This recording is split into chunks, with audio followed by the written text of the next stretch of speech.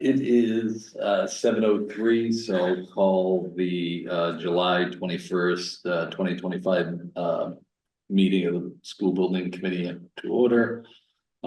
First thing, as always, we take a roll call attendance. So start with people in the room. Nathan Hutto. Here. Mark Loring. Here. Tim Lombard. Here. Tom McCarthy. Here. And then online we have Kerry Hurley. Here. Akbar Baum. Present. Scott Tereshak. Present. And Glenn Hoffman. Here. Thank you, sir. And Shadow Ward. So second thing on the agenda is citizen speak. We reserve the first 15 minutes of our meetings for any citizen that would like to speak, and Dr. Redden just showed up too, so I had him on. So if there is a citizen here that would like to speak, whether you're online or in the room, please just let us know and we'll pause for a minute.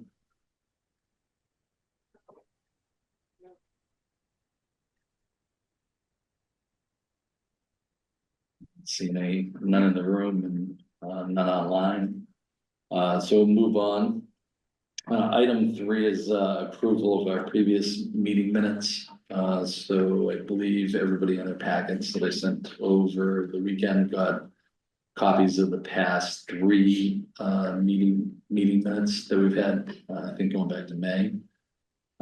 So just open it up, see if anybody has any questions, edits, comments.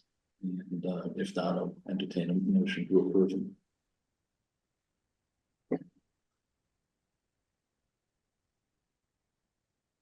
Scott has his hand up. What's up? Scott has his hand up. Thank you. Yeah, Scott. Hey, Sean, just on the July 1st one, I'm shown as present, but I ended up not being able to make it at the last minute. Okay, I'll edit that. That's the only comment I had.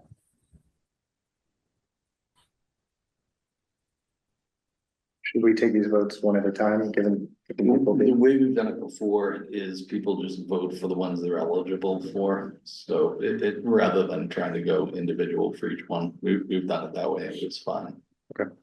So it makes it easier. Otherwise, if people want to take roll call. No, it's not.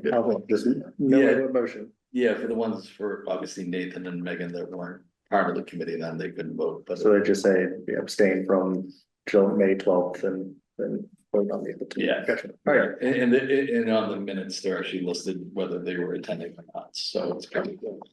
I'll make a motion to approve the school building committee meeting minutes for Monday, May 12th, 2025, Monday, June 9th, 2025, and Tuesday, July 1st, 2025. I will second that. And Tim, second. Any further discussion outside of Scott's friendly amendments? I just have to abstain from the May 12th meeting. I was not present. Yeah, so what we'll do, Kerry, is similar to how we kind of had a minutes that we had to approve, or multiple minutes that we had to approve before. You can just make this statement of, you're abstaining from the ones that you weren't eligible for. Okay. Yeah, that's fine. So okay, so with that, we'll do a roll call vote with people in the room first. Nathan. Abstaining from May 12th, but otherwise, yes. Okay. Yes. Mark. Yes. Yep. Kerry. Abstaining from May 12th, but otherwise, yes. Yeah. Let's see, Aqua. Abstaining from the ones I'm not eligible for, otherwise, yes. Okay. Glenn Hoffman. Yes. Scott Tereshak. Abstain from July 1st, the other 2, yes. Okay. And Shadow Work, yes. All right. Moving right along, going to agenda item number 4, which is old business. Update discussion MSBA module 1, and this will also plan to item 4B project timeline for what we're doing. So I'm just gonna share my screen.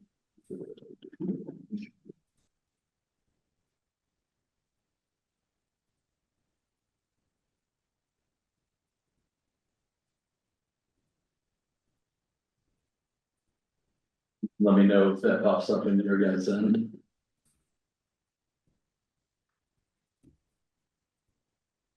You guys online can see that, just let me know. Yes. Okay, appreciate it. So what I tried to do is take module one and the components of it to kind of list out what parts we've got completed. The big one that's coming up, it's due next week, is our educational profile online enrollment. So with this one, I've got access now to the MSBA portal. There's a few things, I'll pull it up just so if you guys that don't have access to it, kind of see what it is. So within MSBA. There we go. So there's two portions that we need to fill out, the enrollment questionnaire and a follow-up enrollment questionnaire. So within the initial one for the enrollment questionnaire, portions of this have been filled out by the town and district for, as it deals with, enrollment, population stats that are here for reported births. Additionally, building permits, single and multifamily, it goes back 10 years, so we're getting all that information. Projected permits to be issued, so we're working with the town administrator on that. Housing for people over 55. Other housing projects that are coming online, and I think there's certain things within the town that will play into that. Additionally, housing sales. And then essentially, these first four tabs lead into some type of algorithm, I believe. And with that, this bottom part here gives a projection. So what they do, I'm trying to read MSBA's mind or their tutorial, is based on those inputs that we give them, it will give a projected enrollment, and we'll be using that as the baseline as the overall project. So once those are finalized over the next week, we'll submit it. The submitting authority has to be the chief executive officer, who I assume is either select board or Nick Milano as their designation. The other component that deals with this too, go back to, is the follow-up questionnaire that deals with different things for the schools, general information.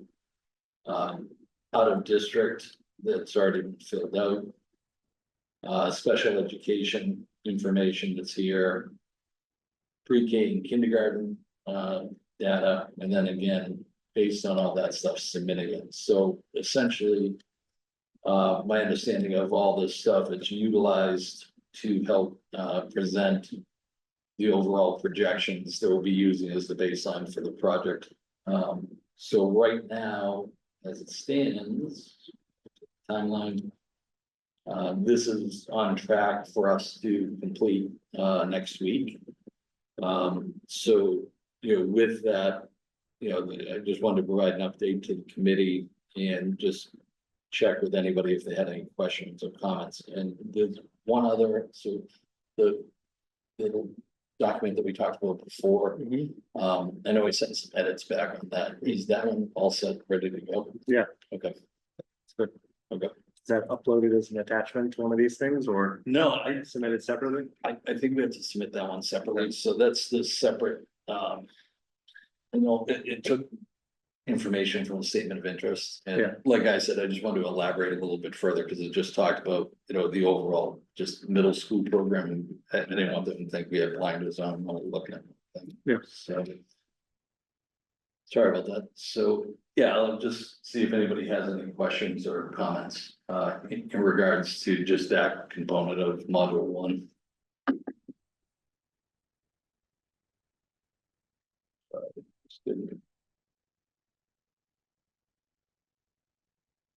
Megan's here. Need any help with anything, Sean? That's a good question. Just give me 1 second. Let me bring Megan in first, and then I'll be able to tell you what I need for help. But I think most of it, Scott, to be honest with you, is information that we don't readily have, so we're waiting on the town to provide it. So Oh. Yeah. Let me stop sharing for a minute. Sorry about that. I switched the host duties over to my computer and just making Megan analyst. There we go.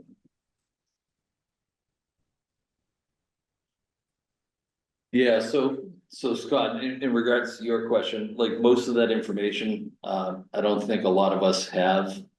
So I went through, basically crafted a like, for lack of a better word, a to-do list for Nick Milano and John Phelan, who's the interim superintendent.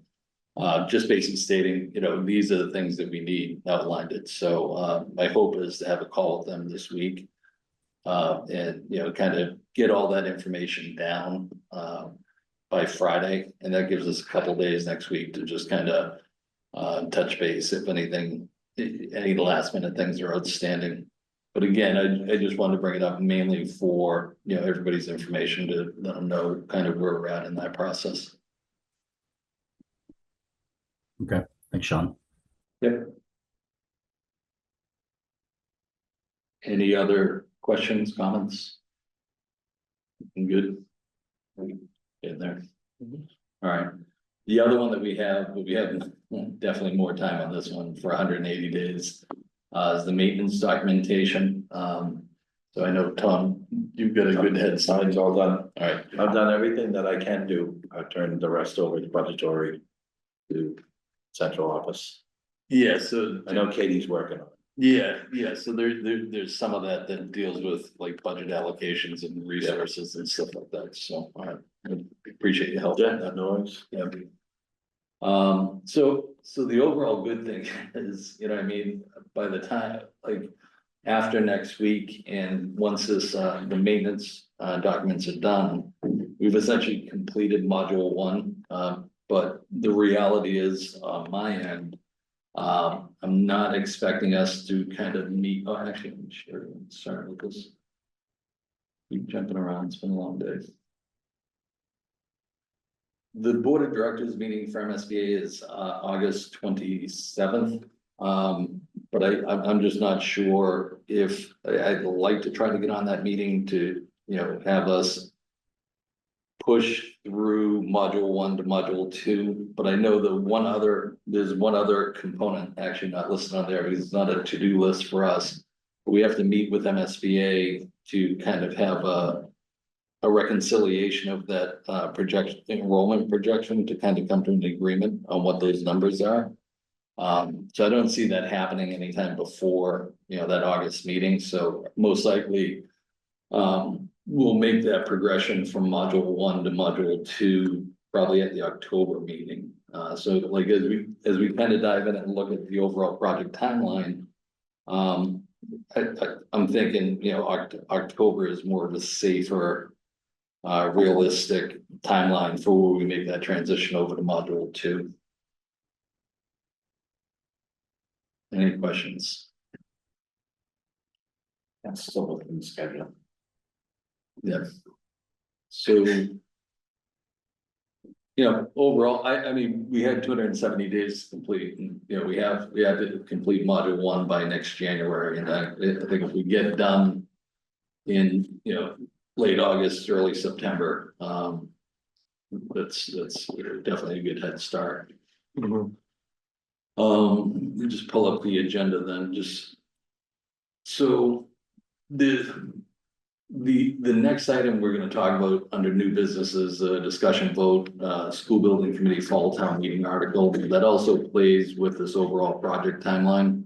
So I know at our last meeting, a number of us, had questions in regards to the timeline, so the last meeting, I had a PowerPoint presentation that gave kind of a schematic layout of a timeline for what we're doing, and I tried to dive a little bit deeper into some of it.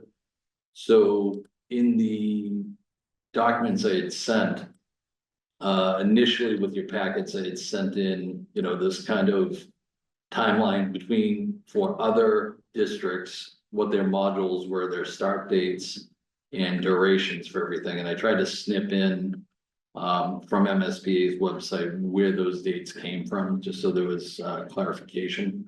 for where they were.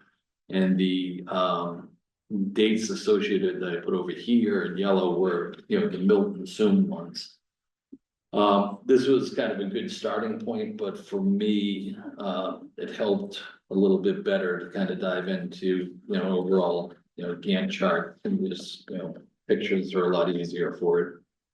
So looking at these and, you know, ignoring the actual years because these vary. But just taking a look at Canton. So Canton got invited into their eligibility period March 3rd, 2022. And they don't give when they finish module 1, started module 2, they only give you when they start module 3, which is the feasibility study. So for them, their start of the feasibility study was October 26th, which basically aligns there. So somewhere between here and here, they completed module 1 and module 2. And just to remind everybody, module 2 is formation of the project team. So it's what we did for those of you that were on the committee.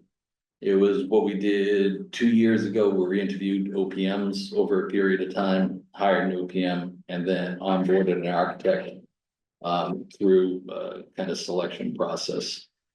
So what I tried to do is I took, you know, Canton, Marlboro, Quincy School, and the Dedham schools, basically put the timelines, the durations for all these together. And then what I tried to do for everyone to kind of review is if we took Canton's timeline and attributed it to Milton. So for us, we got our invite in December, we really couldn't start till May.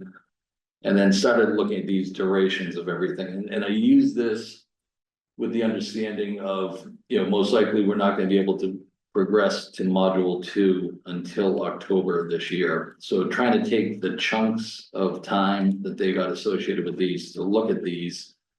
So if we utilized Canton or we mimicked Canton's timeline, you know, we would go out and move this out of the way. We would basically make the end of 2027, beginning of 2028, and line us up for a town meeting in 2028 for a special town meeting, and then a follow-on vote. So the one thing that was absent from the initial spreadsheet I sent you were these town votes that happened, town meeting votes, and the debt exclusion vote, and these were on the town administrator's slides from that December presentation to the select board. And so what I tried to do, as I said, trying to navigate with. So after Canton, similar, I took Marlboro, I looked at them, and similarly for Marlboro, we finished with the end of 2027 towards 2028. And again, this makes the assumption that we've onboarded an architect and an OPM by January of next year. And for Canton, we would have onboarded an architect and an OPM by March of next year. Keep going. For Quincy, as we laid out this timeline, this was a little bit longer. They had a longer duration, it looked like, for their schematic design. That would push us all the way into 2029 for annual town meeting. And then similarly for Dedham, 2029. So, you know, I put these there just to kind of put graphics to the descriptions that we were talking about before, because I know there was concerns of, you know, how this would all play into what's shown in red here, which is our, you know, reverter clause in the land swap that we had, which is scheduled for June 30th, 2028. So that's essentially why this shows up in red here. So, you know, with this stuff, you know, I tried to send it over the weekend for everybody to kind of dive in a little bit, because I know you guys all love diving into this stuff over weekends. So I'll open it up just for, you know, questions or comments or anything right now. Or I'll try to answer whatever I can.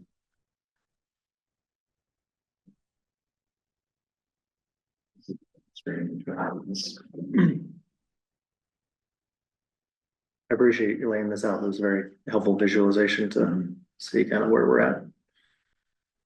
It's unfortunate. It's helpful. Yep. The one other, so the other one that I had done, share it too. So I went through to figure out what an article would look like, for the reverter clause. And, you know, in speaking with someone's experience of putting these type of articles together before, it's essentially the entire act that was passed as part of the legislature. And so what happens is there's front end language to the article that basically it's our generic thing here, asking for the town, for us to authorize the select board to petition the general court to enact legislation relating to the authorization of town to use certain land acquired for conservation purposes, for school purposes, in substantially the following form. So that's verbatim, I think, for what we had in the land swap. The difference is the yellow portion that I highlight here is what we're trying to do is tell them that this is already, this entire article has already been passed. We're looking for amending that existing article. So part of it is we need to repeat the entire article to have the public on notice of what we're talking about, because if we only talked about the reverter clause, it wouldn't give overall context as far as what we're doing. But essentially what it does here, if we go down to the very bottom, the reverter clause shows up in section 2, and this would be essentially our amendment. And so for us, for a town meeting article to repeat everything just with our updated text, and then the other description in the article, it allows the general court or the legislature to vary the substance of it. So essentially it's saying we're editing this to that and make it much more simpler. So, you know, with this, that's kind of where we're at right now as far as, you know, what our overall timeline looks like, and if the committee wishes, you know, based on our last meeting, just, you know, feedback I was getting, what it would take to extend that reverter clause. So, you know, with that, I'll just kind of open it back up to everybody and kind of see where people are at.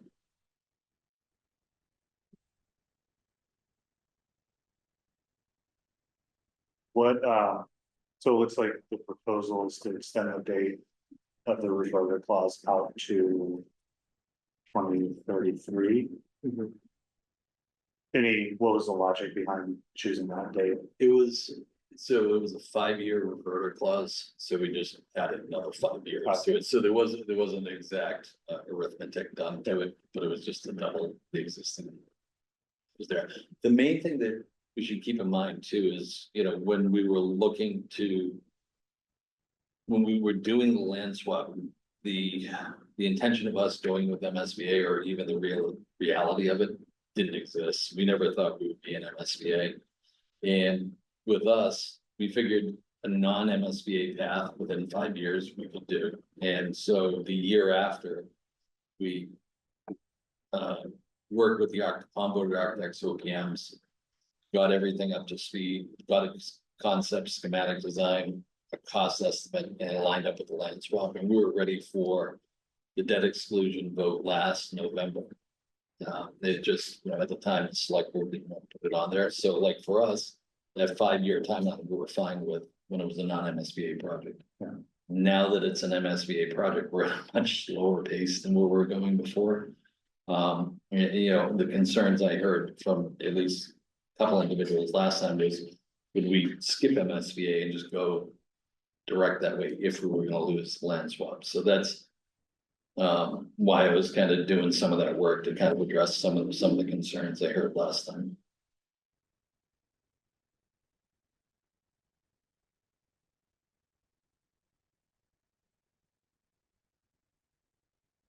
I don't know, let some other people steal the air out of the room.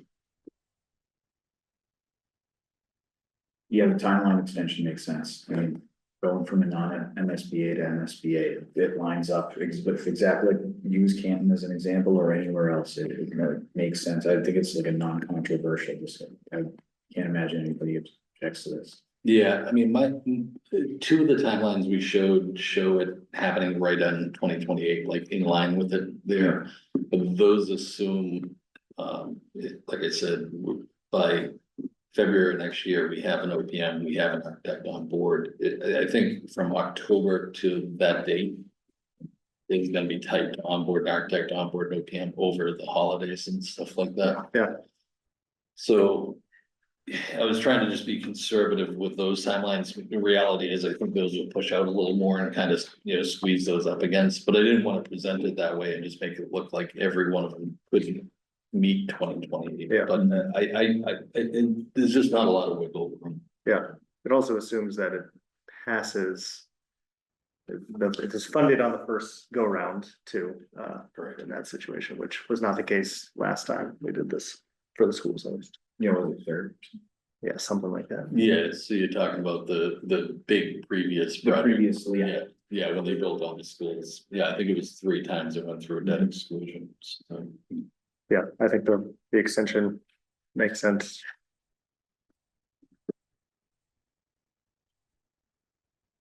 looking online, let's see if anybody has their hands up. Sorry, just making sure I'm not seeing. I mean, to me, it sounds like a 5-year extension makes sense if the original clause was 5 years, correct? Correct, yeah, so the original clause, like I said, was 5 years, and at the time when we were doing that, Megan, the intention was, we were just gonna go on our own timeline, because we were applying to MSBA, I think we applied 3 or 4 times prior to when the land swap occurred. And, the prospects of getting accepted to MSBA were, in our minds, very low. So we didn't think that would happen, and it's just one of the big things that changed over the past year. And it's, for me, I'm not, it's, you go back and forth on it, at one point, it'd be nice to get the project done quicker and stuff like that, but in regards to, people's hesitation on the overall cost, the program and stuff like that, I think call it a third-party agency like MSBA, oversee it, endorse it. It will make it a little bit easier, when it comes time to actually fund the entire project.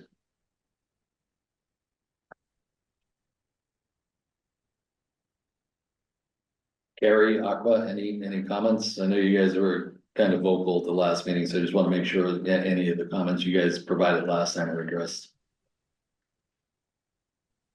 My comments are the same as the last time. But I think the extension is worthwhile.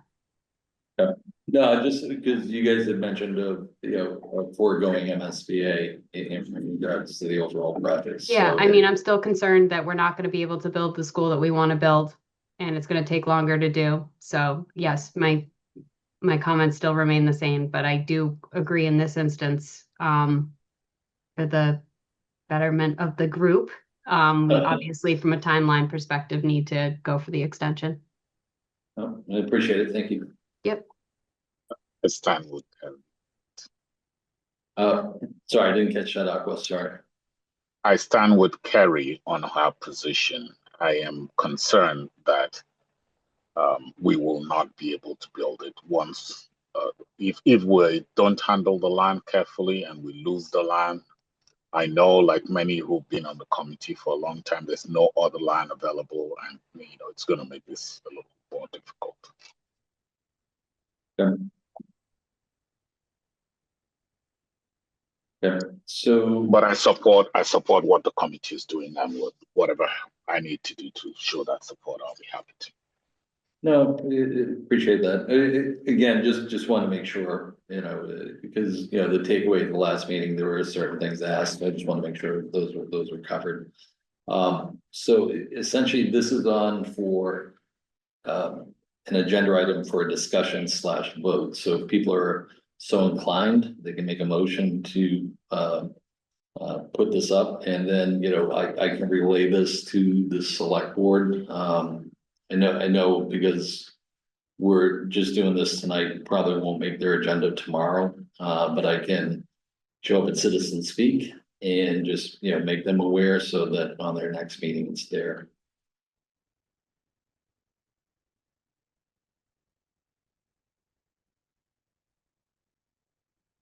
You're very good at motions. I know, I just gotta figure out the link. Do you want me to pull up the? Yeah, what's the name of the? We all I will- look at you. Appreciate you. He makes all the motions. It's good. I'm moving forward. Richard Wells telling me that. Just Article XX or Yeah. Article, okay, I'll make a motion to submit the article to extend the timeline for the land swap as presented here to the select board for inclusion on an upcoming town meeting, fall town meeting. I second. And Megan seconds. Any further discussion or if people don't? All right. Seeing none, we'll go to a roll call vote. All right, Nathan Hutto, Yes. Mark Lauren, Yes. Tim Lombard, Yes. Carrie Hurley, Yes. Aqua Bond, Yes. Scott Tereshek, Yes. Glenn Hoffman, Yes. and Megan Haggerty, Yes. and myself, yes, unanimous. All right. Thanks for doing that, Sean. No problem. The only other thing we've got on the agenda and trying to be an efficient meeting, our next meeting would be August 11th, keeping with a every 3-week schedule. The following one after this, when I started laying it out, was the weekend of Labor Day. So I think, you know, just be aware for an audible either the week before or the week after, but we're definitely not doing September 1st. So, you know, just putting that on everybody's calendar. I don't think there's anything between now and then that will kind of pop up that we'll need to do as far as like module work or MSBA, so it should be good so far. Good. I'm going to miss that one. Sorry. I'll be away as well. That's fine. All right, so with that, item 7, I'll entertain a motion to adjourn. Make a motion to adjourn. Of course you will. Second. Any discussion? Roll call vote, Nathan Hutto, Yes. Mark Lauren. Yes. Tim Lombard, Yes. Carrie Hurley, Yes. Aqua Bomb, Can we stay a little longer? Yes. Scott Tereshek, Yes. Glenn Hoffman, Yes. Megan Haggerty, Yes. and Sean O'Rourke. Yes. All right. Thank you very much. See you now. Thank you, Tim. Good night. Thank you.